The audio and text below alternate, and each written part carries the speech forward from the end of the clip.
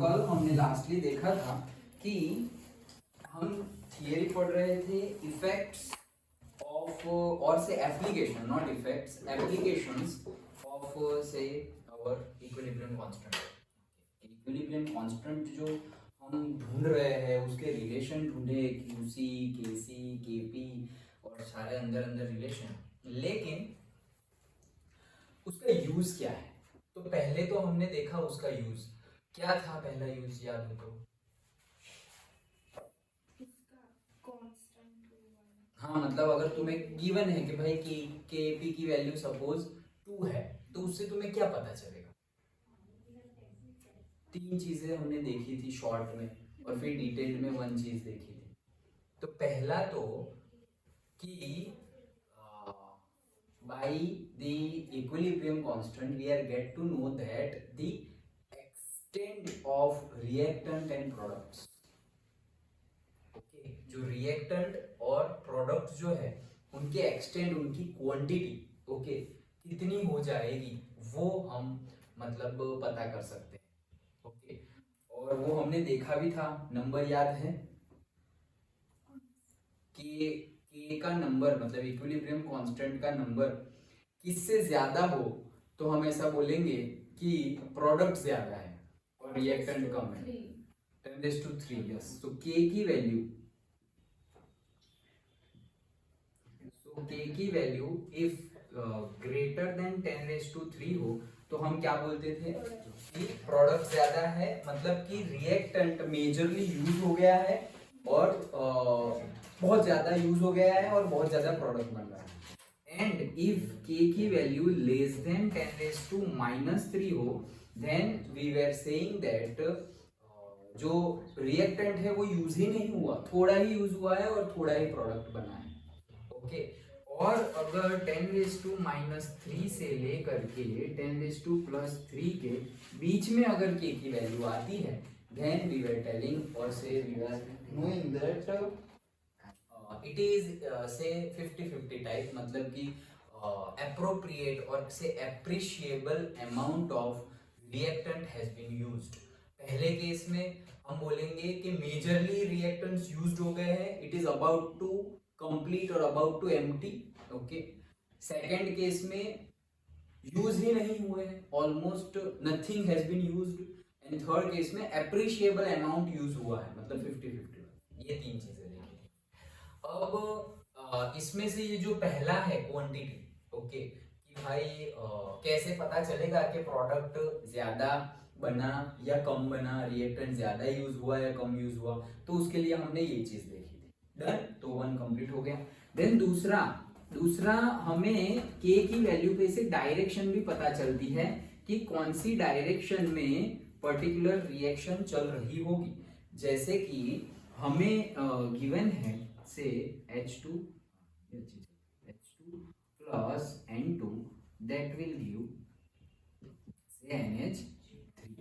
Okay, so वो जो भी हो, कौन गया H3, तो ये सपोज 6 हो गया और इसको कर देते हैं हम 2। डन।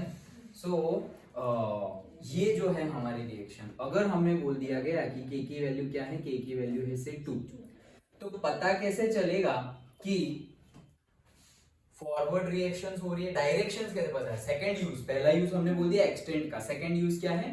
डायरेक्शन का। तो कैसे पता चलेगा? वो कांस्टेंट पहुंचने से पहले जो कंसंट्रेशन होता है उसको यस, कोशेंट फाइंड करने का means. Okay, right.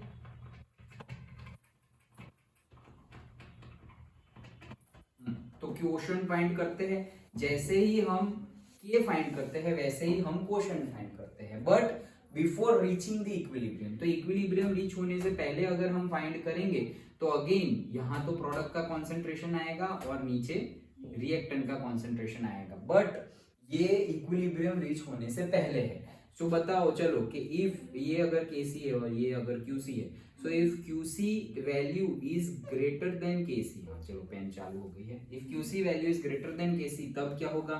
If QC value is less than KC तब क्या होगा? एंड कब क्यूसी की value is equals to KC होगा? डायरेक्शन अगर QC ग्रेटर है मींस डायरेक्शन है। हाँ यस, QC अगर ग्रेटर देन है, मतलब अगर KC 2 है और QC मेरा है 3, मतलब कि प्रोडक्ट ज्यादा है, अगर यह निकाला तो प्रोडक्ट ज्यादा है। ओके, तो प्रोडक्ट को कम करना है, तो कम कैसे होगा, रिवर्स डायरेक्शन में जाएंगे तभी तो वो कम होगा। ओके, तो हम क्या बोलेंगे कि QC is greater than KC, then it is a reverse direction, forward and backward direction में रिएक्शन आगे बढ़ रही है, और ऑब्वियसली इसमें क्या होगा, फॉरवर्ड। ओके, और ये कौन सा केस है, when QC is equals to KC, जब उतनी ही अमाउंट का प्रोडक्ट बना है फिर उतने ही रिएक्शन का काइंड ऑफ इक्विलिब्रियम पे होगा। हाँ इक्विलिब्रियम पे ही, मतलब एट इक्विलिब्रियम पे KC और QC क्या हो जाएंगे, सेम हो जाएंगे। अंडरस्टूड, इक्विलिब्रियम पर QC और KC क्या हो जाएंगे, सेम हो जाएंगे। अंडरस्टूड, ये दो हमने, ये दूसरा हो। थर्ड वाला तो हमें पता चल जाएगा कि एट इक्विलिब्रियम कॉन्सेंट्रेशन रिएक्टेंट का और प्रोडक्ट का क्या होगा, वो कैसे पता चलेगा, that is directly numerical. Okay, so वो चीजें हमने देखी। अब उसी के बेस पे सपोज न्यूमेरिकल हो तो न्यूमेरिकल उससे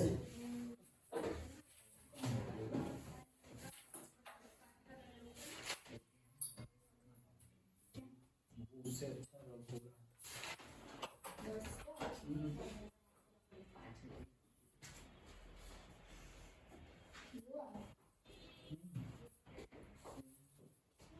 वो रे, गोला वो बनाया हुआ वो से रख दिया, चलो हो जाए।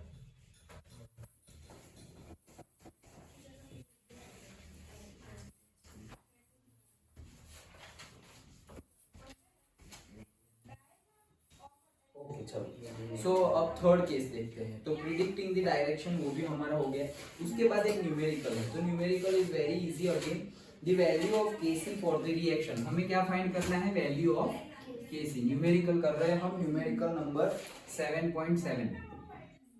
ओके, पुरानी बुक के अकॉर्डिंगली, नई बुक के accordingly I don't know, but यही होगा। Okay, so numerical number 7.7, KC की वैल्यू फाइंड करनी है, इक्वेशन गिवन है, the value of KC given है, फाइंड नहीं करनी है, 2 into 10 raised to 3, so it is given as 2 into 10 raised to -3। Okay, ये गिवन है, और इक्वेशन भी गिवन है, twice A B plus C। Okay, ऐसा गिवन है। At a given time the composition of the reaction mixture is, एक particular time पर composition given है, A, B और C का कंसंट्रेशन गिवन है। Okay, which is same, A का concentration is equals to B का concentration is equals to C का concentration, and which is equals to 3 into 10 raised to -4 molar, ये given है। Okay, then in which direction the reaction will be proceed, तो कौन सी direction में reaction proceed करेगा। At a given time the composition of the reaction mixture is this, मतलब एक particular time period है। अब वो पर्टिकुलर टाइम पीरियड इक्विलिब्रियम नहीं है, नहीं तो हमें ऐसा बोल देते कि एट इक्विलिब्रियम ऐसा है। ओके चलो, तो हमें क्या पूछा है कि कौन सी डायरेक्शन में क्या होगा, कौन सी डायरेक्शन में रिएक्शन आगे बढ़ रही है। तो मतलब एक पर्टिकुलर टाइम पीरियड पे कंसंट्रेशन गिवन है, तो हम QC फाइंड कर सकते हैं। तो QC की वैल्यू क्या होगी, बोलो, से 3 into 10 raised to -4, B और C, that is 3 into 10 raised to -4 divided by से A। ओके, सो A का कंसंट्रेशन भी वही है, 3 into 10 raised to -4, और उसका स्क्वायर आएगा क्योंकि यहाँ पे 2 है। ओके, तो उसका स्क्वायर, तो ये तो स्क्वायर ही है, this is square. So 3 into 10 raised to -4, 3 into 10 raised to -4, सारे फेज नहीं गिवन है। सो ये तो स्क्वायर है और ये भी स्क्वायर है, तो ये क्या हो जाएगा, कैंसल आउट हो जाएगा। तो हमारा QC की वैल्यू क्या आई, 1। भाई QC की वैल्यू 1 आई है और KC की वैल्यू है 2 into 10 raised to -3, मतलब QC ग्रेटर देन KC है या QC लेस देन KC है,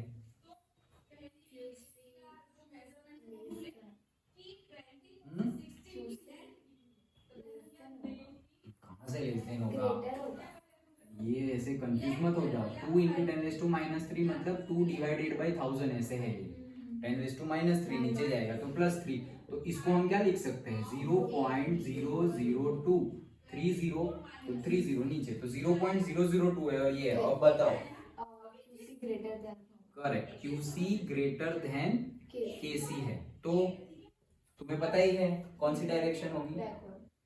QC ज्यादा है, मतलब जो हमने फाइंड किया वहां पे प्रोडक्ट ज्यादा बन रही है, ज्यादा है, और के इक्विलिब्रियम पे प्रोडक्ट क्या है इससे कम है, मतलब अब हमें कम करने हैं, तो कम करने के लिए, प्रोडक्ट कम करने के लिए रिवर्स जाना पड़ेगा, बैकवर्ड। सो डायरेक्शन हमारी क्या होगी, रिवर्स और से बैकवर्ड।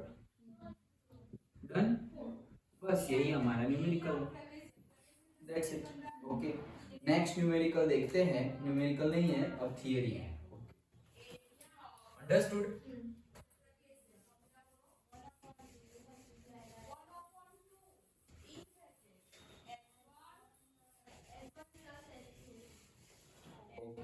नेक्स्ट हमारे पास क्या है, next theory, calculating the equilibrium concentration, मतलब 3 एप्लीकेशंस देखी हमने।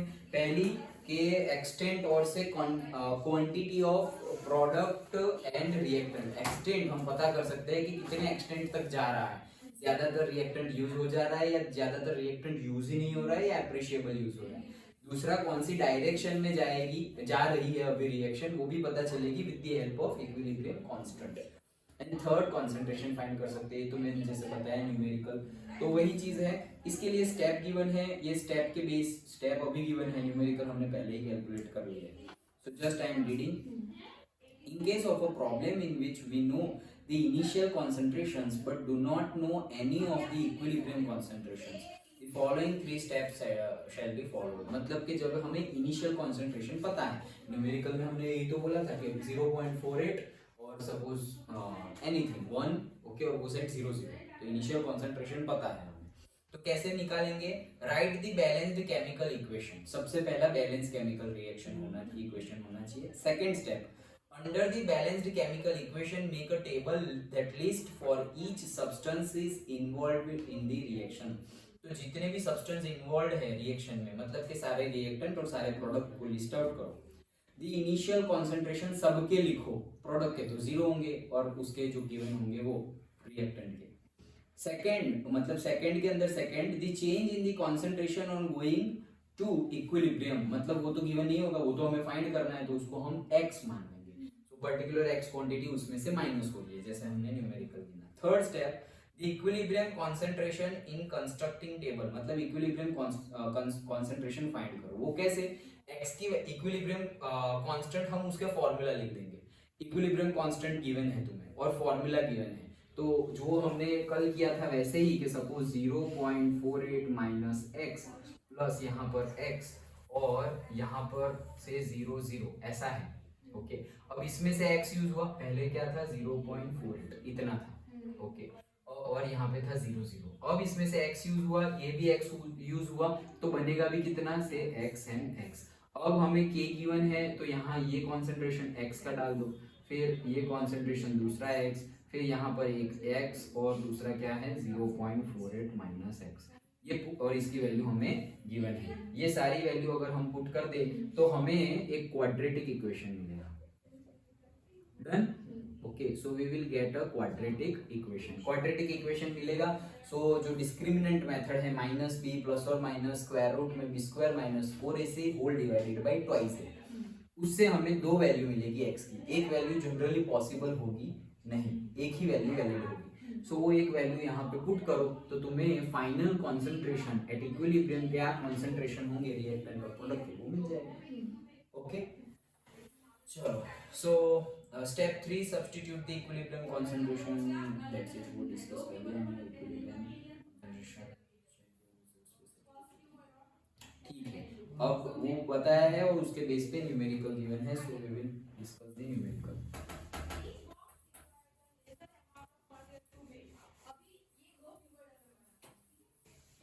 चलो, तो न्यूमेरिकल डिस्कस करते हैं। न्यूमेरिकल नंबर 7.8 वाला numerical, 13.8 gram of N2O4 was placed in 1 liter of reaction vessel. तो यहाँ पे मास और लीटर गिवन है, तो मास और लीटर मतलब concentration we can find, okay, at 400 Kelvin and allowed to attain equilibrium. तो N2O4 गैसियस में से ट्वाइस NO2 गैसियस बन रहा है, ओके, इक्वेशन क्या है, N2O4 गैसियस में से ट्वाइस NO2 गैसेस. सो ये कितने हुए, दो, ये कितने हुए, दो, ये कितने हैं, चार, ये कितने हैं, चार, तो बैलेंस है. The total pressure at equilibrium was found to be 9.15 bar. तो at equilibrium पर total pressure कितना है, 9.15, yes 9.15 bar equilibrium पर, okay. तो इक्विलिब्रियम पर टोटल प्रेशर है 9.15.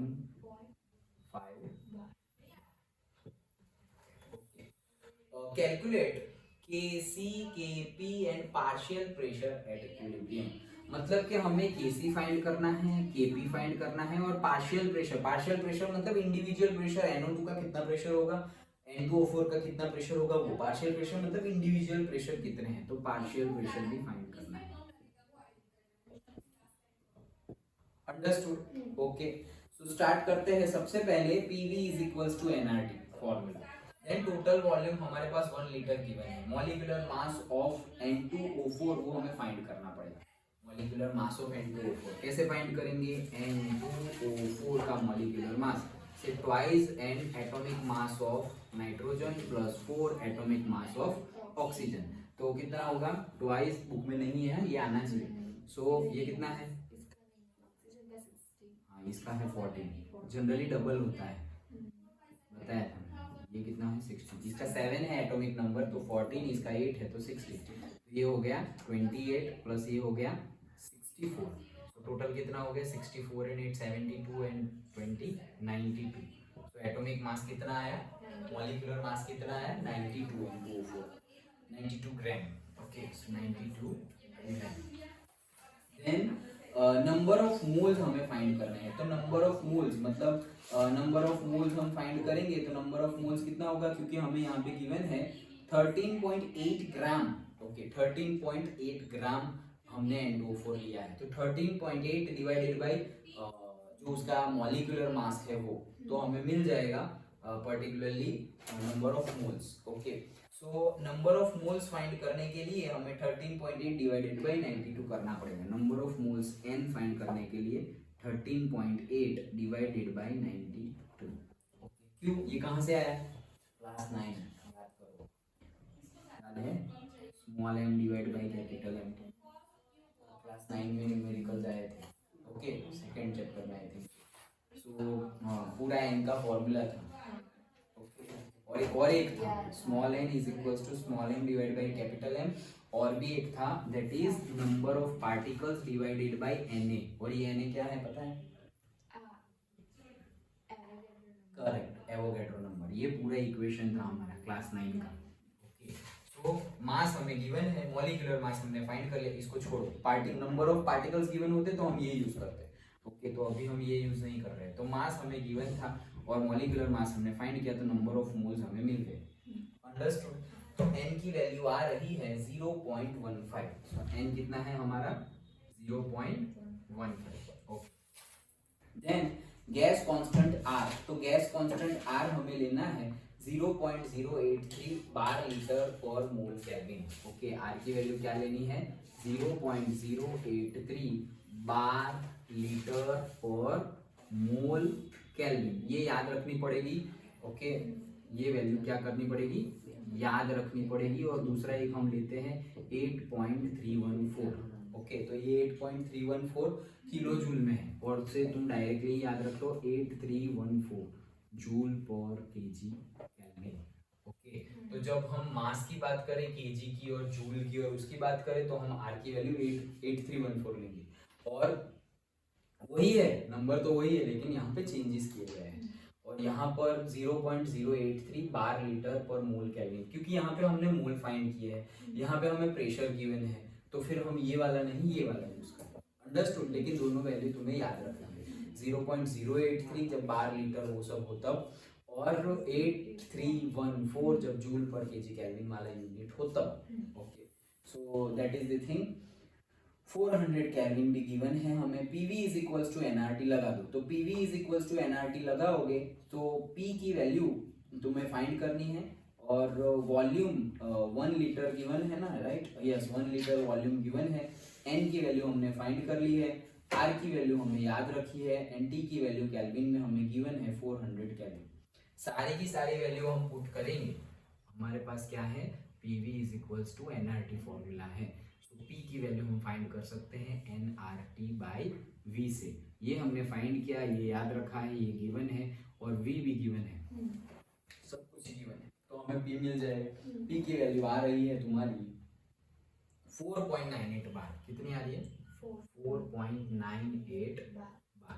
इतनी प्रेशर की वैल्यू आ रही है। नाउ इनिशियल प्रेशर अभी हमें मिल गया है, कितना है? 4.98 बार। क्यों? क्योंकि उन्होंने बोला था इनिशियली हमने 13.8 ग्राम N2O4 लिया है। ओके, इनिशियली इतना लिया है, तो इनिशियली प्रेशर कितना मिला हमें? 4.98 बार। ओके, तो इनिशियल प्रेशर हमें मिल गया है, कहाँ गया इक्वेशन, ये रहा, तो ये है 4.98 बार। ये इनिशियल क्वांटिटी, इनिशियल में ये क्या हो जाएगा? 0, वो तो 0 ही हो जाएगा। ओके, देन इक्विलिब्रियम पे सपोज x यूज हो गया, इक्विलिब्रियम पे इसका x यूज हो गया, जैसे हम इससे पहले करते थे वैसे ही यहाँ पर कहाँ 4.98 माइनस x इतना यूज हुआ, तो देखो यहाँ पे 1 है तो यहाँ पे 2 बन रहा है, तो यहाँ पे x यूज हुआ तो यहाँ पे कितना बनेगा? 2x बनेगा। श्योर? यस, ओके, सो 2x बन गया। ओके, तो 4.98 माइनस x एंड 2x बार। अब P टोटल एट इक्विलिब्रियम, तो इक्विलिब्रियम पे अगर P टोटल फाइंड करें तो इक्विलिब्रियम का P टोटल हमें गिवन है, ये गिवन है। एट इक्विलिब्रियम पे टोटल प्रेशर कितना है वो गिवन है। फिर से पढ़ूं,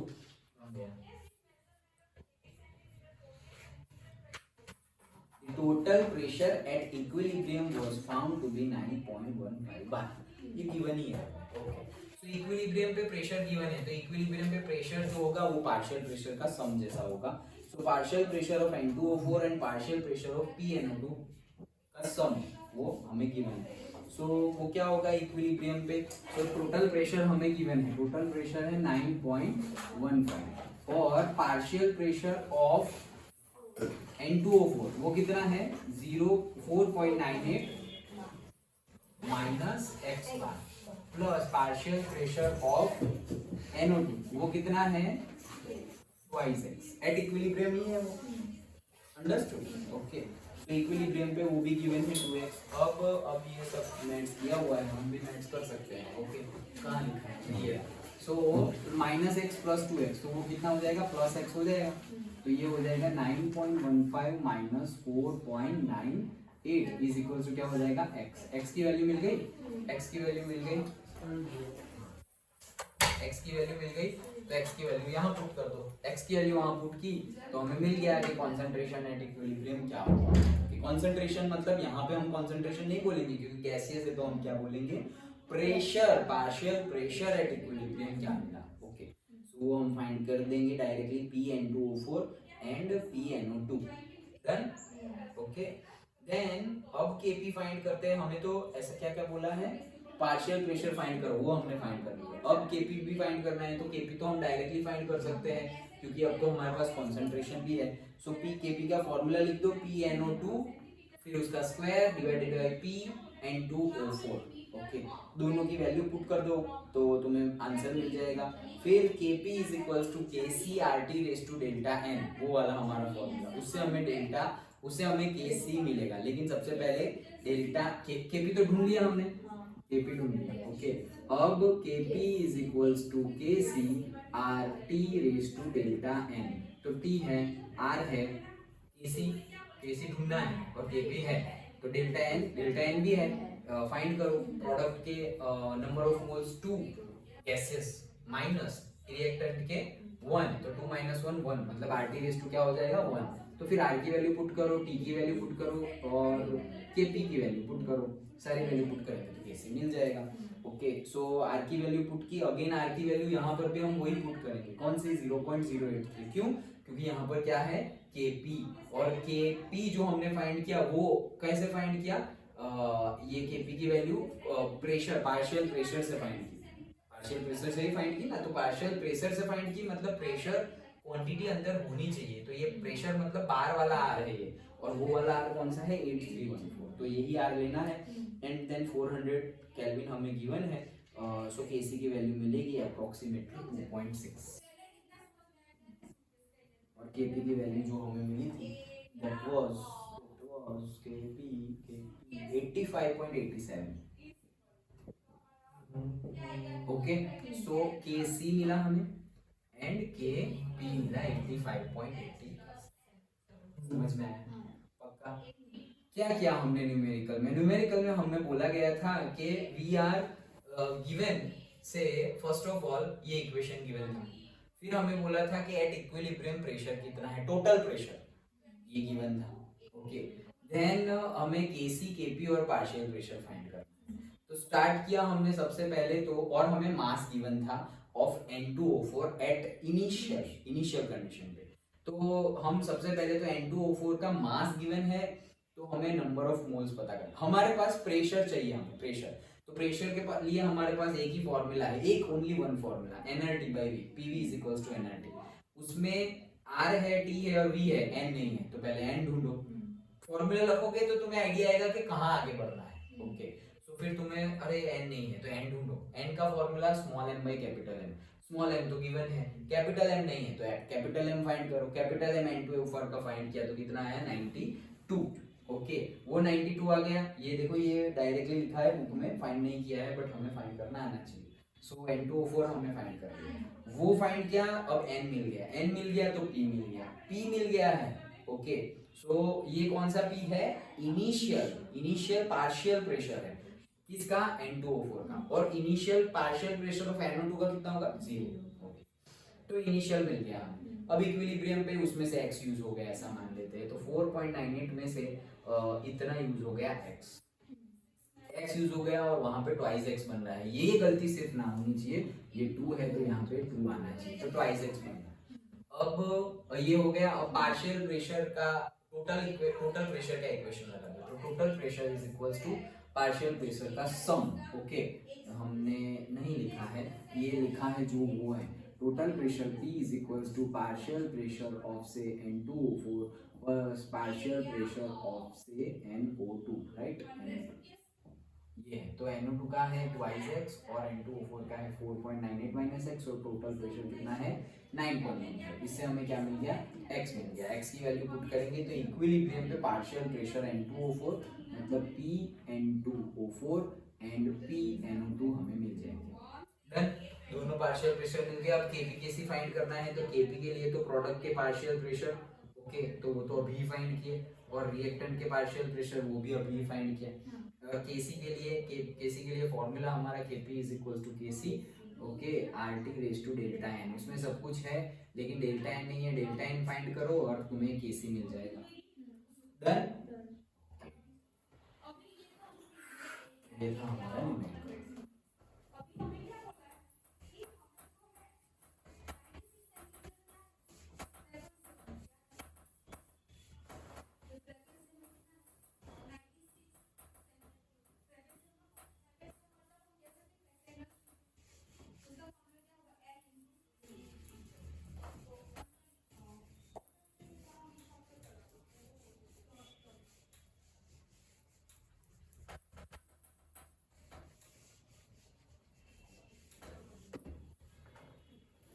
ओके, नेक्स्ट, अरे न्यूमेरिकल ये, चलो देखते हैं, न्यूमेरिकल नंबर 7.9, क्या है उसमें, 3 मोल ऑफ PCl5, भाई मोल डायरेक्टली गिवन है, n गिवन है, 3 मोल है, okay, 3 mole of PCl5, PCl5 के कितने मोल है, 3 मोल्स है, kept in 1 litre closed reaction vessel, तो मतलब वॉल्यूम भी गिवन है, कितने में 1 लीटर क्लोज्ड रिएक्शन वेसल है, allowed to attain equilibrium at 380 kelvin, मतलब T भी गिवन है 380 kelvin, then calculate the composition of the mixture at equilibrium, भाई calculate the composition of the mixture मतलब कि मिक्सचर में कितना कंपोजिशन है, मतलब कॉन्सेंट्रेशन, ओके, वो फाइंड करना है एट इक्विलिब्रियम। Kc की वैल्यू ऑलरेडी गिवन है 1.8, Kc की वैल्यू गिवन है 1.8, ओके। तो PCl5 PCl5 में से PCl3 और Cl2 बन जाता है, ओके। PCl5 में से क्या ये गिवन है? नहीं, ये गिवन नहीं है, तो ये तुम्हें याद रखना पड़ेगा, ओके। तो PCl5 में से PCl3 प्लस Cl2 बन जाता है, 3 और 2 5 हो गए, ओके। सो ये याद रखना पड़ेगा, ओके। तो ये बन जाता है, गिवन है, सॉल्यूशन में गिवन है, बट यस तुम्हें याद रखना है। अब इनिशियल कॉन्सेंट्रेशन बोला है ना, 3 mole of PCl5 kept, okay. तो इनिशियल कॉन्सेंट्रेशन हमें बोल दिया है कितना है, 3 मोल, 3 मोल्स, ओके। देन अगेन वापस 3 में से x जाएगा, x मिलेगा, लाइक दैट, ओके। यही कॉन्सेंट्रेशन को ही, मोल को ही हम क्या बोल रहे हैं, ये 3 मोल गिवन है, तो ये इनिशियल कितना होगा, 0 एंड 0। अब तो एट 3 माइनस एक्स यूज हो जाएगा, ये 1 था तो ये 1 1 बन रहा है, मतलब x और x बन रहे हैं। तो Kc की वैल्यू फाइंड करते हैं। सो Kc इज इक्वल्स टू, यहाँ पे आएगा PCl3 का कॉन्सेंट्रेशन एंड Cl2 का कॉन्सेंट्रेशन, ओके, डिवाइडेड बाय यहाँ पे क्या आ जाएगा, PCl5 का कॉन्सेंट्रेशन, और सारे गैसेस ही है, ओके। वंस बट गैसेस ही होते हैं, नहीं लिखा, बट गैसेस ही है, ओके। सो x अब वैल्यू पुट करें, कहाँ गया Kc, ये 1.8 इज इक्वल्स टू PCl5 का है x, Cl2 का भी है x, और P इसका है 3 माइनस x। इसको सॉल्व कर देंगे, 1.8 इंटू 3 माइनस ये ऐसे 1.8 into 3 minus 1.8x is equals to x square. Done. Therefore x square minus का plus 1.8x minus 3 into 1.8 is equals to 0। Done. ये माइनस का प्लस हो गया और प्लस का माइनस हो गया, वो साइड आएगा, बी स्क्वायर माइनस 4 AC लगाओ, x मिल जाएगा, ओके। सो x तुम्हारा आ रहा है 1.59, क्या आ रहा है, 1.59 x। देखो सारे के सारे सेम एग्जाम, सेम न्यूमेरिकल, कितने इजी हो जाएंगे। तो 1.59 x आ गया, ये x यहाँ से माइनस कर दो तो तुम्हें PCl5 का कॉन्सेंट्रेशन एट इक्विलिब्रियम मिल जाएगा, और ये तो जो x आया है 1.59 वही, और Cl2 भी कितना, 1.59, same. That's it, numerical over. Understood, पक्का पता चल गया, श्योर, ओके।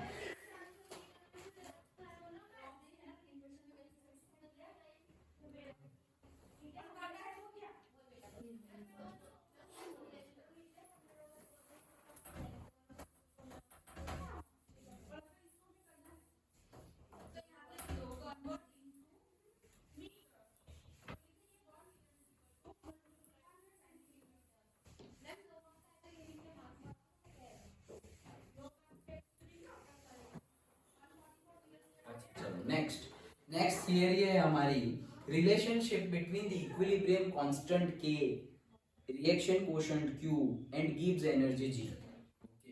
क्या है हमारा रिलेशन है between the K equilibrium constant, quotient Q जो हम बीच में से निकाल देते थे वो, and gives energy delta G जो हमने थर्मोडायनामिक्स में पढ़ा है। सबसे पहले ये इन तीनों के बीच का रिलेशन निकालना है। सबसे पहली बात क्या, जो हमने ऑलरेडी थर्मोडायनामिक्स में पढ़ा कि डेल्टा जी की वैल्यू अगर नेगेटिव होती है at that time the reaction is spontaneous. Okay, reaction क्या हो जाएगी, स्पॉन्टेनियस। कब, जब डेल्टा जी की वैल्यू नेगेटिव हो। डन। चलो अब हम डिजिटल बोर्ड पे जाते हैं।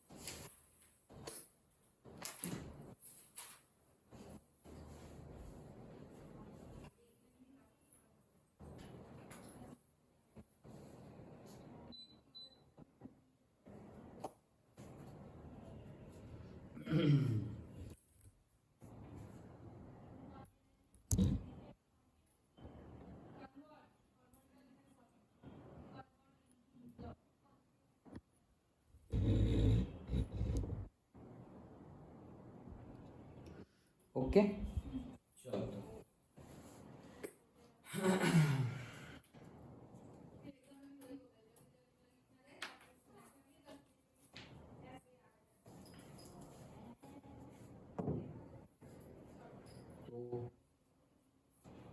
ये भी नहीं किया हमने, प्रेयर कर लेते हैं।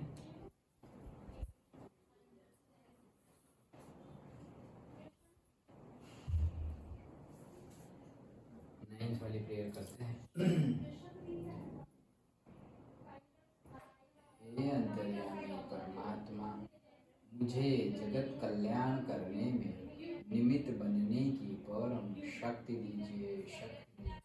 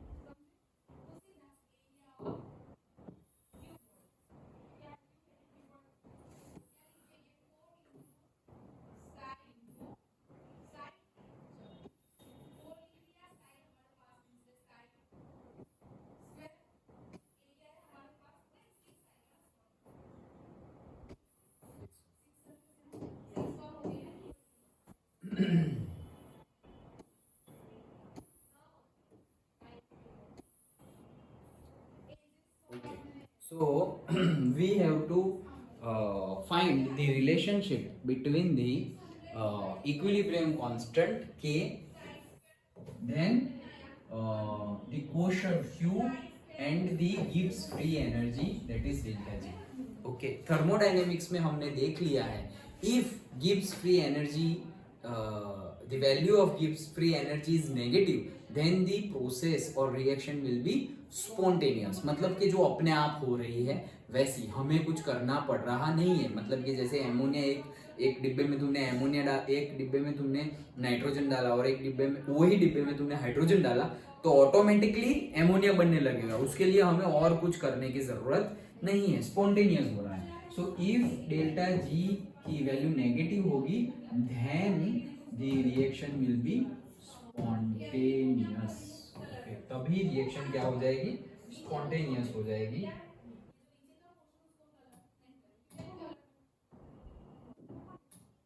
ओके, ये तो समझ में आ गया।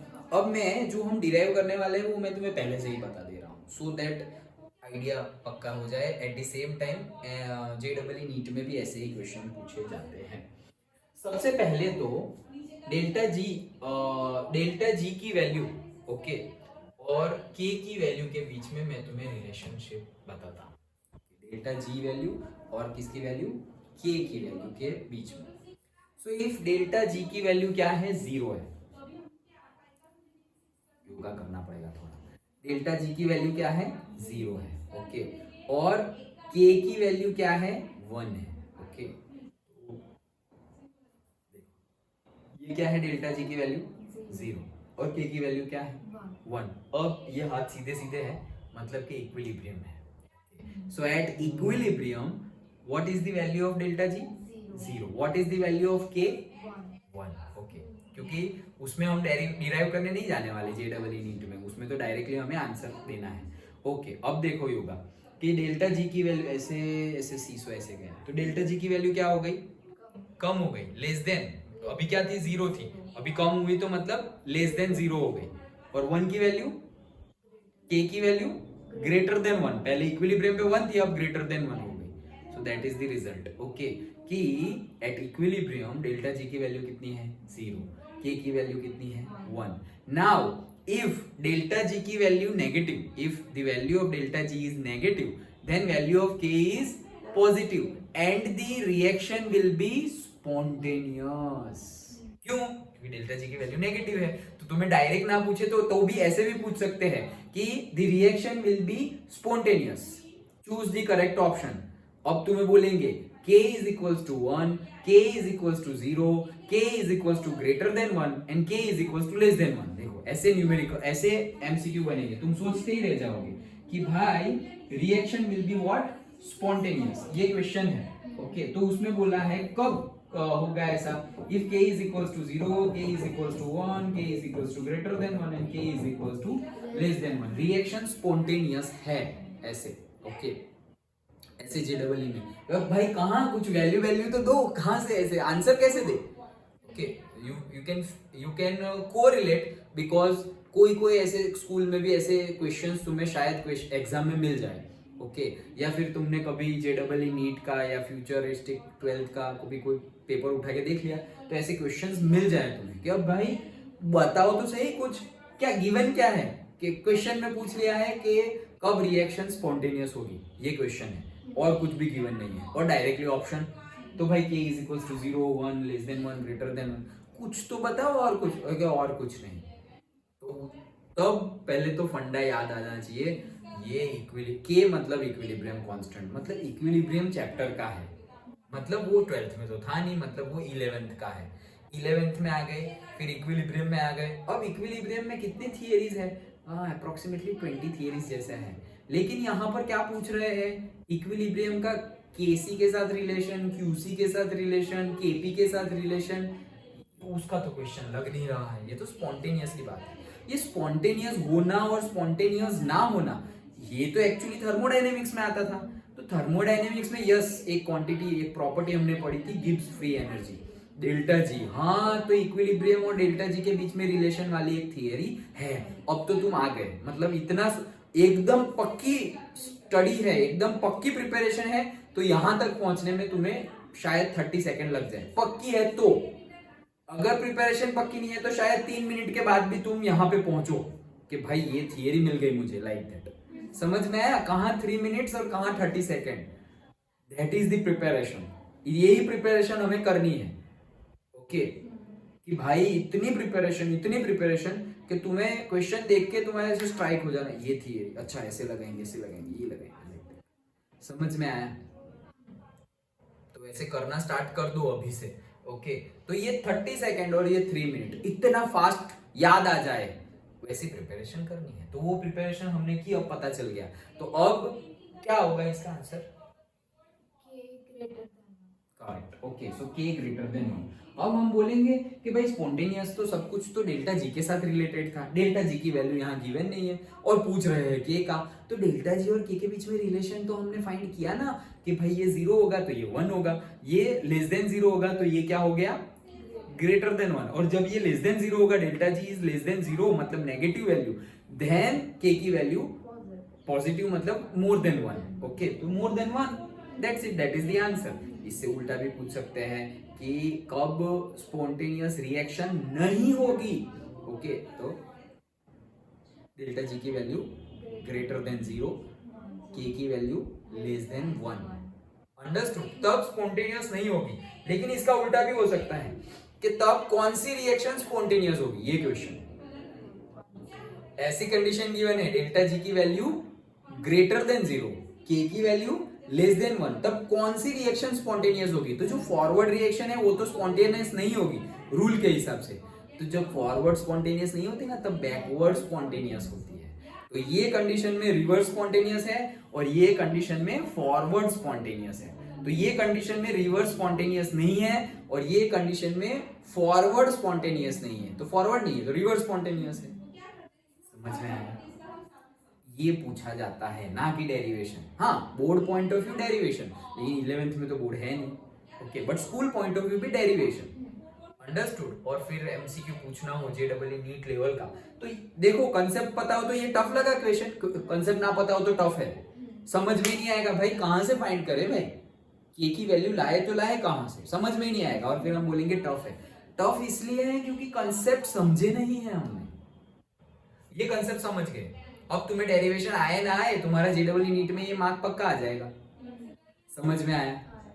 That is the thing. Okay, तो इसीलिए कंसेप्ट समझने इंपॉर्टेंट है। चलो अब आगे बढ़ते हैं। तो इनके बीच का रिलेशन निकालना है, जो भी निकालना है वो मैंने तुम्हें पहले से बता दिया है। Okay, the value of Kc for a reaction does not depend on the rate of the reaction. तो Kc की value rate of the reaction के ऊपर डिपेंडेंट नहीं है। इसको भी एक मार्क में पूछ लेते हैं, किसके ऊपर डिपेंडेंट नहीं है, तो रेट पे डिपेंडेंट नहीं है। However, as you have studied in Unit 5, it is unit 5 thermodynamics. It is directly related to the thermodynamics of the reaction and in particular to the change in the Gibbs energy delta G. मतलब K की value किसके ऊपर dependent है? Delta G के ऊपर, और से rate भी उसके ऊपर डिपेंडेंट है. Delta G is negative, then the reaction is spontaneous and proceeds in the forward direction. Delta G is positive, then the reaction is considered non-spontaneous. Instead, as reverse reaction would have a negative delta G, the products of the forward reaction shall convert it to the जो बोला वो समझिए. हाँ, delta G is zero at equilibrium. At this point, there is no longer any free energy left to the drive the reaction. मतलब कि अब reaction को drive करे वैसी कोई फ्री एनर्जी है ही नहीं, फॉरवर्ड में जाए बैकवर्ड में जाए, वो भाई हो गया, इक्विलिब्रियम रीच हो गया है. Okay, mathematical expressions of this thermodynamic view of the equilibrium can be described by this. तो मैथमेटिकल पॉइंट ऑफ व्यू ये डिराइव नहीं करना है, ये रट्टा मारना है. Okay, delta G is equals to delta G at standard condition plus R T L N K C. यही है ln qc. मुझे लगा मुझे याद रहेगा ln q. Okay, this is the equation. Understood? ये याद ही रख लेना है. Delta G is equals to delta G at standard condition. ये हमने पहले वाले चैप्टर्स में, थर्मोडायनेमिक्स से पहले भी चैप्टर में हमने पढ़ लिया है what is standard form. Okay, तो स्टैंडर्ड फॉर्म मतलब standard pressure and standard temperature पे कोई एक पर्टिकुलर सब्सटेंस जो भी फेज में होता है. ओके, जैसे कि स्टैंडर्ड टेम्परेचर और प्रेशर है अभी, और ऑक्सीजन कौन से स्टेट में है? गैसियस स्टेट में है, गैसियस फेज में है ना. ओके, लिक्विड में तो है नहीं, तो वो उसका स्टैंडर्ड फॉर्म, स्टैंडर्ड फेज बोला जाएगा. ओके, तो वही है कि तब उसकी एनर्जी कितनी है, that is delta G. Thermodynamics में भी ये हमने देखा था, स्टैंडर्ड एंथैल्पी और वो सब हमने कैलकुलेट किया था. ओके, तो स्टैंडर्ड एंथैल्पी मतलब एंथैल्पी पर्टिकुलर सब्सटेंस की, बट कब? जब टेम्परेचर और प्रेशर क्या लिया हो? स्टैंडर्ड लिया हो तब. तो जब टेम्परेचर और प्रेशर स्टैंडर्ड लिया हो तब एंथैल्पी नहीं but Gibbs free energy find करो, तो वो है डेल्टा जी नॉट और G zero, whatever you pronounce. Okay, तो ये गिवन है where delta G is a standard गिव्स energy at equilibrium when delta G is zero, Q is equals to QC. ये तो मैंने बताया तुम्हें. ओके, क्या बताया? एट इक्विलिब्रियम, इक्विलिब्रियम पे डेल्टा जी क्या है? जीरो. डेल्टा जी जीरो है और के क्या है? 1. तो के 1 है और डेल्टा जी जीरो है, तो डेल्टा जी जीरो हो गया. यहाँ पे हो गया delta G naught plus R T L N Q. अभी at equilibrium Q is equals to K था इक्विलिब्रियम पे. इसके पहले वाली थियरी में ही देखा हमने कि भाई QC greater than KC, QC less than KC, forward reaction, backward reaction, and at equilibrium QC is equals to KC. इससे पहले ही देखा. तो अभी इक्विलिब्रियम लिया है मतलब डेल्टा जी जीरो लिया है, इक्विलिब्रियम लिया मतलब ln जीरो, तो ये तो पूरा जीरो ही हो जाएगा. समझ में आया? ओके, तो ये पूरा क्या हो गया? जीरो ही हो गया, मतलब ln जीरो हुआ. ये क्या हुआ? ln zero. देखो यहाँ पे लिखा हुआ है, ये पूरा हमारा इक्वेशन, ये पूरा जो हमारे पास इक्वेशन है वो that is equals to zero. Zero कैसे आया? क्योंकि डेल्टा जी जीरो है ना, तो जीरो लिख दिया. अब delta G naught is equals to, ये माइनस आ गया इस साइड, तो minus R T L N K. अब एल एन के की वैल्यू क्या आ गई? देखो यहाँ पर एल एन के की वैल्यू, ये तो समझ में आ गया. अब ये zero is equals to this है, तो delta G naught is equals to, ये माइनस हो जाएगा, minus R T L N Q. Done. Okay, अब ln q, ये RT भी भेज दो इधर, तो minus delta G naught divided by RT is equal to क्या आ गया? ln q. अब q लिखो या k लिखो? q, क्योंकि q is equal to k at where? At equilibrium. तो इक्विलिब्रियम लिया इसलिए तो जीरो लिया है, मतलब इक्विलिब्रियम ही है, तो मैंने ln k की q की जगह k लिख सकता हूं. तो ln k is equal to minus delta G naught divided by RT. Done. समझ में आ गया? अब ln को कन्वर्ट कैसे करते हैं? अगर ln को डायरेक्ट निकाल दिया तो यहाँ पे बन जाएगा k is equals to exponent of minus delta G naught divided by RT. ऐसे बन जाता है, मतलब ln को यहाँ से निकाल दिया तो वो साइड क्या हो जाएगा? एक्सपोनेंट ऑफ, और वो पूरा का पूरा एक्सपोनेंट पे ऊपर चला जाएगा. और एक मेथड है ln को निकालने का, दैट इज जो हमने न्यूमेरिकल में सॉल्व कर लिया है ऑलरेडी, दैट इज 2.303 लॉग लिख देंगे हम. ओके, तो वैसे भी ln जा सकता है, ln गया लेकिन यहाँ पे लॉग आ गया, तो लॉग टेबल देखना आना चाहिए. ओके, लॉग टेबल देखना आना चाहिए, that already we have discussed. Okay वो वीडियो नहीं मिल रहा है अनफॉर्चुनेटली, है यूट्यूब पर, बट उसका मैंने डाला नहीं था हेडिंग। ओके अभी जो लेटेस्ट डाल रहा हूँ वो सब में हेडिंग डाल रहा हूँ, बट उसमें डाला नहीं था। सो that is the thing, what ever मिलेगा तो सही जाएगा कहाँ पे। ओके सो टाइम मिलेगा तो I will check. So 2.303 log K, अब ये 2.303 भी कहाँ चला जाएगा, नीचे, और फिर हमारे पास लॉग के की वैल्यू आ जाएगी। अब लॉग है तो उसका एंटी लॉग ले लो, लॉग है तो उसका क्या ले सकते हैं हम, एंटी लॉग, तो हमें डायरेक्टली के की वैल्यू मिल जाएगी। बुक में ये वाला गिवन है तो ये वाला, मतलब मैं तुम्हें अल्टरनेट मेथड बता रहा हूँ। क्यों अल्टरनेट मेथड बता रहा हूँ, क्योंकि अगर न्यूमेरिकल पूछा गया तो इससे तुम न्यूमेरिकल नहीं सॉल्व कर पाओगे। क्यों, क्योंकि एक्सपोनेंट ऑफ दिस कैसे निकालोगे भाई, एक्सपोनेंट का कैलकुलेशन तुम्हें नहीं आता। कैलकुलेटर अलाउ हो तो कर सकते हो, जीएससीबी को कैलकुलेटर अलाउ है, सीबीएसई को कैलकुलेटर अलाउ नहीं है। फोर्सफुली तुम्हें यही मेथड यूज करनी पड़ेगी, तुम्हें लॉग टेबल दे दिया जाएगा। तो इसीलिए मैंने तुम्हें पहले से ही बता दिया कि एलएन को कन्वर्ट कर लो लॉग में। थियरी में हमें यहाँ तक जाना है। Okay so that is the thing, taking anti log on both side. ये लिखा है एंटी लॉग, लॉग वाला कुछ लिखा नहीं है वैसे। Okay so we will get this, directly बोल दिया है। Okay so hence using the equation the reaction spontaneity can be interpreted in terms, तो ये वही है जो मैंने तुम्हें बताया। ओके मैं देख लूं एक बार कुछ नया है क्या।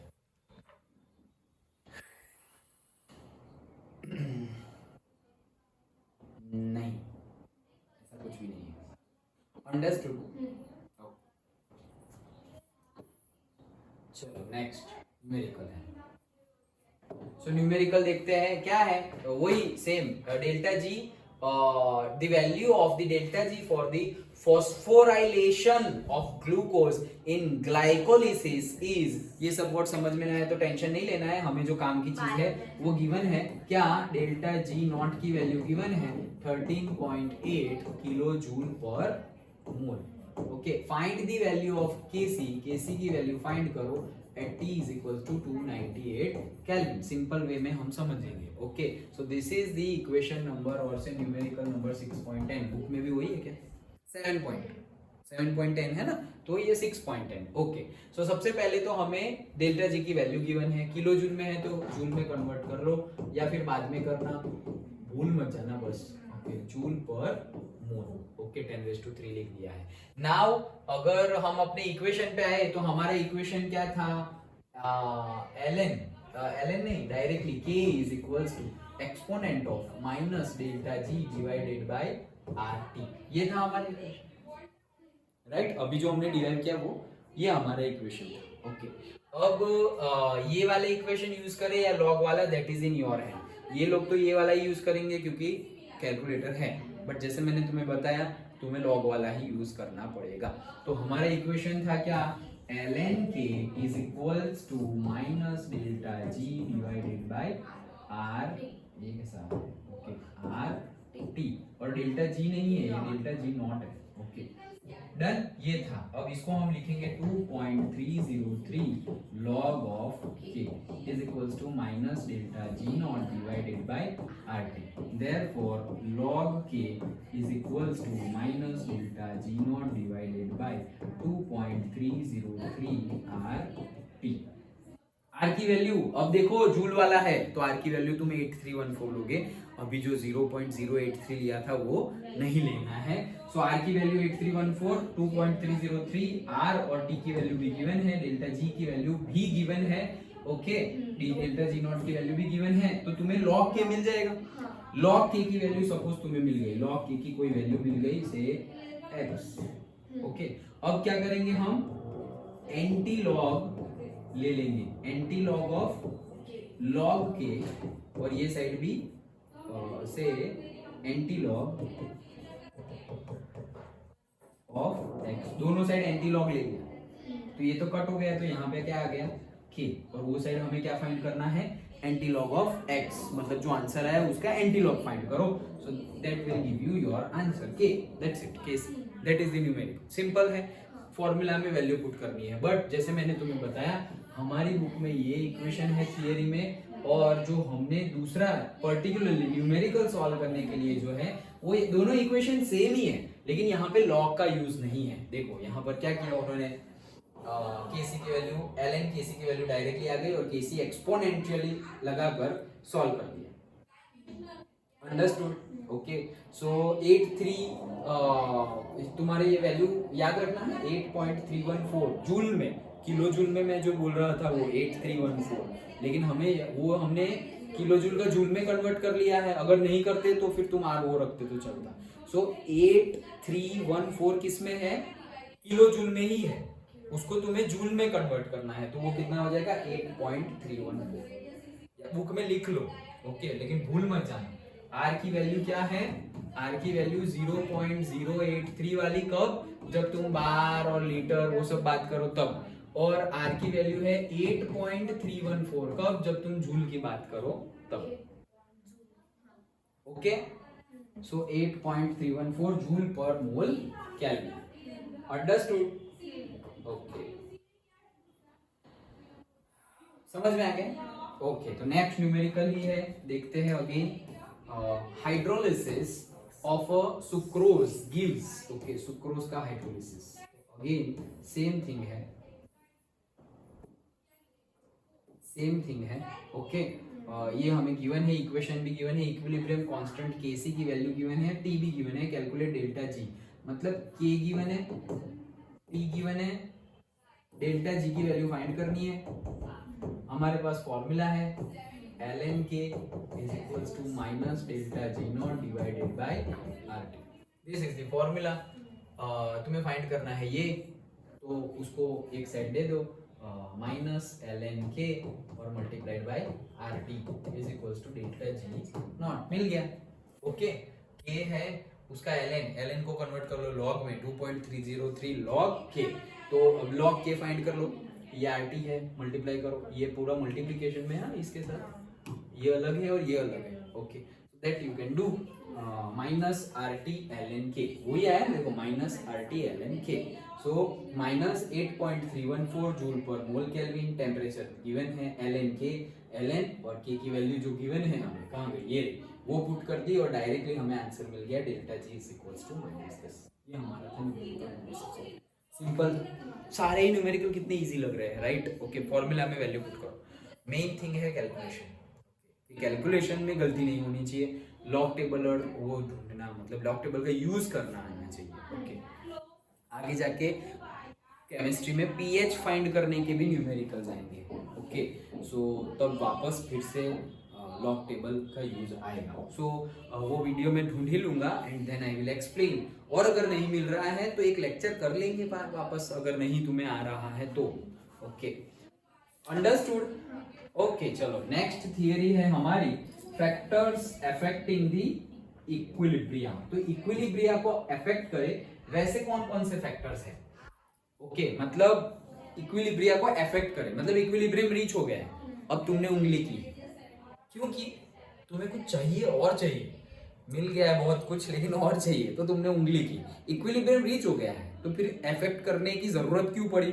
हम ऐसे ही रहने देंगे तो अच्छी बात है, बट हमें और चाहिए, we are greedy nature, okay, human beings, so नहीं होना चाहिए, बट है तो क्या करें, काम करना पड़ेगा उसके ऊपर, तब जाके कम होगा।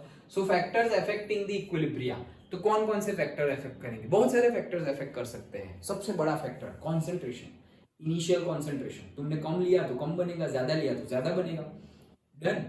तो इनिशियल कॉन्सेंट्रेशन अफेक्ट करेगा, प्रेशर अफेक्ट करेगा, टेम्परेचर अफेक्ट करेगा, कलर से भी अफेक्ट हो सकता है, कलर अफेक्ट करता है, कलर अफेक्ट करता है मतलब कलर से हम पता कर सकते हैं कि हाँ अफेक्ट हुआ है, लाइक दैट, ओके। तो ये सारे फैक्टर्स है, वन बाय वन हमें ये सारे फैक्टर्स देखने हैं, one by one, okay. One of the principal goals of chemical synthesis is to make the conversion of the reactants to product while minimizing the expenditure of the energy। मतलब भाई energy का कम से कम use हो, energy का use क्या हो, कम से कम use हो, कम से कम एनर्जी हमें यूज करनी पड़े और ज्यादा से ज्यादा आउटपुट मिले, ज्यादा से ज्यादा रिएक्टेंट में से प्रोडक्ट बन जाए, यही चाहेंगे ग्रीडी मैन, ओके। तो यही है, this implies the maximum yields of the product at mild temperature and pressure condition।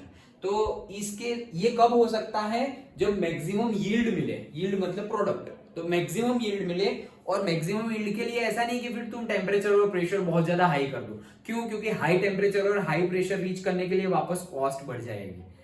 तो मॉडरेटली टेम्परेचर और प्रेशर होना चाहिए, मॉडरेटली, जो हम लेबोरेटरी में इजीली मेंटेन कर पाए। जैसे एसी चालू कर दिया तो भाई इजीली 30 तक जा सकते हैं, इजीली 16 तक जा सकते हैं। ओके, तो इजीली मेंटेन रहेगा। ओके, सो वैसा कुछ होना चाहिए कि इजीली तुम्हारा टेम्परेचर मेंटेन हो जाए, प्रेशर भी मेंटेन हो जाए, तब हम मानेंगे कि हाँ यार फायदा ज्यादा हो रहा है, like that. So if it does not happen then the experimental conditions need to be adjusted. और अगर ऐसा नहीं है तो एक्सपेरिमेंट की कंडीशन ऐसा कुछ करो जिससे कि हमें ज्यादा से ज्यादा यील्ड प्रोडक्ट मिले।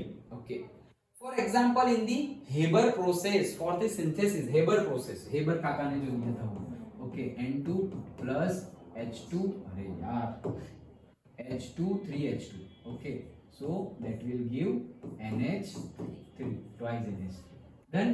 तो ये किसने दिया था? हमारे हेबर अंकल ने। ओके, सो हेबर अंकल ने ये दिया था, तो क्या बोल रहे हैं कि ammonia from N2 and H2, the choice of experimental condition is real economic importance. Annual world of production of ammonia is about 100 million tons।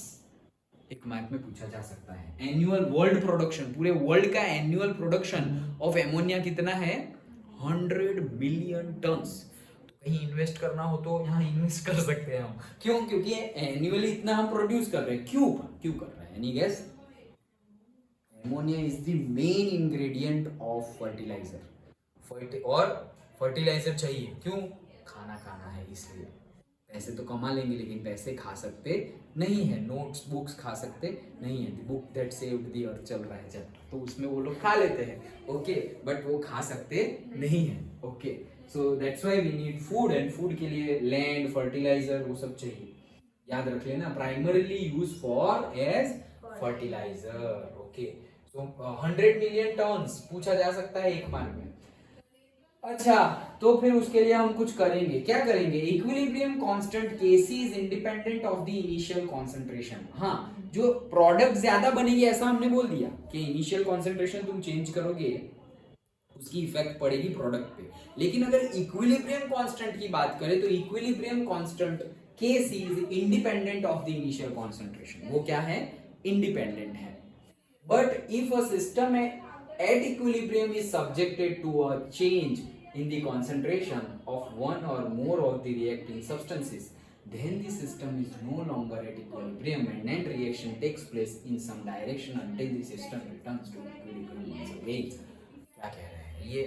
ऐसा बोल रहे हैं कि भाई इनिशियल कॉन्सेंट्रेशन से तो K इंडिपेंडेंट है, बट ऐसा समझो equilibrium has been reached. Equilibrium क्या हो गया है? रीच हो गया है। यहाँ सपोज इक्विलिब्रियम रीच हो गया। इक्विलिब्रियम रीच होने के बाद अगर तुम कंसंट्रेशन चेंज कर रहे हो, मतलब ये इक्विलिब्रियम रीच हो गया, ये था 5, ये था 2 और ये था 0, और इक्विलिब्रियम रीच होने के बाद ये बन गया 3 और से 7, ऐसा कुछ बन गया। ओके, तो अब ये जो है, ओके, ये एमोनिया बन गया 7, यही हमें हमारा प्रोडक्ट है। तो इक्विलिब्रियम ये रीच हो गया है। अब मैं कुछ कर रहा हूं। क्या कर रहा हूं? इसके कंसंट्रेशन को चेंज कर दूंगा। ये 7 जो मिला ना, ये अच्छा एमोनिया मिल गया, ले लेते हैं चलो। तो 7 में से मैंने ले लिया, 5 ले लिया, बचा कितना? ओनली 2। अब इक्विलिब्रियम कब था? 3-3-7 पे इक्विलिब्रियम था, लेकिन अब मैंने कर दिया 3-3-2। दैट मीन्स प्रोसेस फिर से स्टार्ट हो जाएगी, केमिकल रिएक्शन फिर से स्टार्ट हो जाएगी। क्या लगता है कौन सी डायरेक्शन जाएगी, फॉरवर्ड या रिवर्स? रिवर्स जाएगी, श्योर। था इतना, अभी हो गया है इतना, तो हमें क्या बढ़ाना है प्रोडक्ट को या कम करना है? प्रोडक्ट को बढ़ाना। ये इक्विलिब्रियम कंडीशन है। 3-3-7 इज द इक्विलिब्रियम कंडीशन। ये हमारा प्रोडक्ट है, ये हमारा प्रोडक्ट है। 7 से हमने 5 तो निकाल लिया और बेच दिया, तो वो बेच दिया, पैसे आ गए, मजे कर लिए, खत्म। अब कितना हो गया प्रोडक्ट? 2। तो अब इक्विलिब्रियम रीच होने के लिए कौन सी डायरेक्शन में जाएगी? फॉरवर्ड जाएंगे। क्यों? क्योंकि प्रोडक्ट कम हुआ है ना, तो प्रोडक्ट को ही बढ़ाएंगे ना। प्रोडक्ट कम हुआ है तो प्रोडक्ट ही बढ़ेंगे। प्रोडक्ट कब बढ़ेगी? जब फॉरवर्ड रिएक्शन होगी तब। अंडरस्टूड? तो ये हमने उंगली की, इक्विलिब्रियम रीच हो गया था, फिर भी हमने बीच में उंगली कर दी रीच होने के बाद, तो वापस इक्विलिब्रियम क्या हो गया? अनइक्विलिब्रियम हो गया। और अनइक्विलिब्रियम हो गया तो जैसे पहले ये अनइक्विलिब्रियम वाला केस था, तो अनइक्विलिब्रियम वाला केस था तो पहले फॉरवर्ड रिएक्शन स्टार्ट हो गई थी, तो अब फिर से अनइक्विलिब्रियम हो गया, तो अभी भी फॉरवर्ड या बैकवर्ड डिपेंडिंग अपॉन तुमने कहाँ उंगली की है उसके अकॉर्डिंगली रिएक्शन फिर से स्टार्ट हो जाएगी और फिर से एक नया इक्विलिब्रियम रीच होगा और फिर से एक नया इक्विलिब्रियम कांस्टेंट मिलेगा। समझ में आया? हाँ। वो ये सेंटेंस कहना चाह रहे थे। Similarly, a change in temperature or pressure of the system may also be altered to equilibrium। मतलब वही मैंने जैसे तुम्हें बताया, प्रेशर से, टेम्परेचर से, कंसंट्रेशन से भी हम चेंज कर सकते हैं। In order to decide what course the reaction adopts and to make a qualitative prediction about the effect of change in conditions on equilibrium, we'll use Le Chatelier's principle। Okay, तो ये scientist का नाम है और उसी के नाम पे प्रिंसिपल गिवन है, Le Chatelier। And this is the best मतलब इक्विलिब्रियम के लिए जहां इक्विलिब्रियम आएगा वहां Le Chatelier आएंगे। जैसे जहां राइट एंगल आएगा वहां पाइथागोरस आएगा। ओके, वैसे ही जहां इक्विलिब्रियम वर्ड आएगा वहां पे Le Chatelier प्रिंसिपल आएगा और आएगा ही। एक ही कॉइन के दो साइड है ऐसा। ओके, बहुत ही इंपॉर्टेंट, बहुत ही सिंपल, एकदम सिंपल वे में Le Chatelier ने बोल दिया है, एकदम सिंपल तरीके से। It states that a change in any of the factors that determine the equilibrium conditions of a system will cause the system to change in such a manner so as to reduce or to counteract the effect of the change. This is applicable to all physical and chemical equilibrium. सबको ही applicable है। We shall now be discussing the factors which can influence the equilibrium. तो ये तो तुम्हें रट्टा मार देना है Le Chatelier प्रिंसिपल। कहना क्या चाह रहा है Le Chatelier प्रिंसिपल वो मैं तुम्हें बता, वर्डिंग्स रट्टा मारनी है, कंसेप्ट क्या है वो बता रहा हूँ कि Le Chatelier प्रिंसिपल में बताया गया है कि जब भी हमने बोला ना कि इक्विलिब्रियम रीच हो गया, इक्विलिब्रियम रीच होने के बाद तुमने सपोज प्रेशर चेंज किया, टेम्परेचर चेंज किया या कॉन्सेंट्रेशन चेंज किया, अभी हम कॉन्सेंट्रेशन की बात करते हैं। सो जो कॉन्सेंट्रेशन तो जहां तुमने चेंज किया, मतलब हम जो करेंगे एकदम देशी भाषा में बताओ तो हम कॉन्सेंट्रेशन घटाएंगे तो रिएक्शन कॉन्सेंट्रेशन बढ़ाने की ट्राई करेगा, और अगर हम कॉन्सेंट्रेशन बढ़ा दिया तो रिएक्शन कॉन्सेंट्रेशन घटाने की ट्राई करेगा। That is the simple word में हम रूल में Le Chatelier प्रिंसिपल। क्या अब ये कंसेप्ट समझ गए? अब फिर से पढ़ो तो सेंटेंस अच्छे से समझ में आएगा। Change in the any factors, ये मैं तुम्हें समझाता हूँ। Change in the H2 3H2 plus N2 that will give twice NH3। क्या बोल रहे हैं? Change in the any factors that determine the equilibrium condition of a system। मतलब कौन डिटरमाइन करता है equilibrium condition of the system? Pressure, temperature, concentration. Okay, तो change in anything, चलो हमने पहले ले लिया कौन? कॉन्सेंट्रेशन में चेंज कर रहे हैं। Will cause the system to change in such a manner, मतलब हमने इसमें चेंज कर दिया, मतलब अनइक्विलिब्रियम आ गया, तो अब सिस्टम वापस इक्विलिब्रियम गेन करेगा। तो कैसे गेन करेगा? In such a manner so as to reduce और to counteract the effect of the change. ऐसे आगे बढ़ेगी प्रोसेस, रिएक्शन ऐसे आगे बढ़ेगी सो एज टू ये जो हमने चेंज लाया है वो चेंज की इफेक्ट मिनिमम हो जाए, काउंटर अटैक। ओके, मतलब हमने एक मारा तो वहां से चार आ गई, ऐसे ईंट का जवाब पत्थर से वाला केस। ओके, ये काउंटर एक्ट करेगा और रिड्यूस, हमने जो किया ना, हमने बढ़ा दिया तो वो घटाने की ट्राई करेगी, इसलिए जो बढ़ाने की इफेक्ट है वो क्या हो गई? कम हो गई। हमने घटा दिया तो वो बढ़ाने की ट्राई करेगी, सो दैट जो घटने से जो इफेक्ट हुई थी वो क्या हो जाएगी? कम हो जाएगी। इफेक्ट कम होगी, इफेक्ट करने की बात कर रहे हैं। इक्विलिब्रियम, अब ये समझ गए, और एकदम 99% समझे होंगे तो 1% एग्जांपल से समझ में आ जाएगा। क्या बोल रहा है Le Chatelier? ऐसा समझो जो मैंने तुम्हें बताया वो, कि बहुत कुछ एमोनिया बन गया, मतलब ये है 10, ये है 10 और ये है 0, इनिशियल कंडीशन। इक्विलिब्रियम कंडीशन पे हो जा रहा है ये 4 और से 8, डन, ऐसा कुछ हो गया। अब मुझे पता है ये इक्विलिब्रियम रीच हो गया, अब एमोनिया बनेगा नहीं, मतलब जितना बनेगा उसमें से वापस H2N2 बन जाएंगे। डन। अब मैं क्या कर रहा हूं, यहां से एमोनिया निकाल ले रहा हूं, यहां से एमोनिया क्या कर दिया, निकाल लिया मैंने। ओके, तो यहां से एमोनिया निकाल लिया, तो फिर ये कितना हो गया, सपोज मान लो कि ये 6 हो गया, ये 4 4 और 6 अनइक्विलिब्रियम हो गया। ये इक्विलिब्रियम वाला केस था, और ये क्या हो गया, अनइक्विलिब्रियम हो गया। अब मैंने प्रोडक्ट कम किया है, तो लॉस एटेरियल के प्रिंसिपल के अकॉर्डिंगली क्या होगा, मैंने प्रोडक्ट कम किया है तो वो प्रोडक्ट बढ़ाने की ट्राई करेगा। वही बोल रहे हैं ना, to reduce the effect, effect reduce हो। अगर मैंने कम किया है तो रिड्यूस, इफेक्ट कब रिड्यूस होगी, बढ़ाएंगे तो। अगर मैंने बढ़ाया है तो इफेक्ट कब रिड्यूस होगी, वो घटा देंगे तो। काउंटर एक्ट मतलब वही होता है, उल्टा, हम जो करेंगे उससे उल्टा करेंगे, सो दैट उसकी इफेक्ट क्या होगी, कम होगी। जैसे कि मैंने तुम्हें धक्का मारा, अब मेरा तुम्हें धक्के की जो इफेक्ट होगी तुम्हें लगेगा, ओके, बट ये जो लगेगा उसकी इफेक्ट अगर तुम्हें कम करनी हो तो जितने फोर्स से मैंने धक्का मारा उतने ही फोर्स से तुम भी धक्का मारोगे। तुम धक्का मारोगे ही नहीं, ऐसे ही खड़े रहोगे और मैंने मार दिया ऐसे तो तुम्हें लगेगा, लेकिन मैं मारा और सामने तुमने भी ऐसे मारा तो थोड़ा कम लगेगा। समझ में आया, काउंटर एक्ट होगा, समझ गए।